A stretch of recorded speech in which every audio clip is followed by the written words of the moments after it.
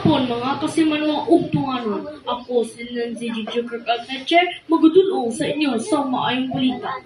Madinalagon, naging patigayan ang Open Salvo sa Katagman Festival sa nagligad niya bulan Abril 30, 2023. Nanging kabahin sa parada ang drum corps sa gikan sa Uton Central Elementary School, Dutong Kapanbanan Elementary School, ug San Antonio San Nicolas Elementary School.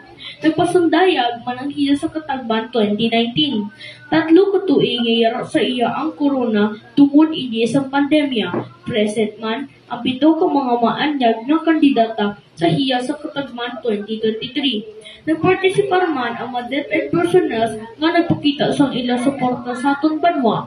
Yara man ang mga barangay officials sa nagkalain-lain kabarangayan sa Oton.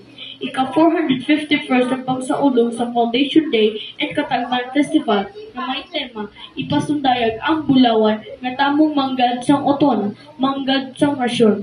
Madamo ganyan salamat para sa balitang ugtunganon. Ako si Nancy Gigi Kirkalteche, DJ Express Balita.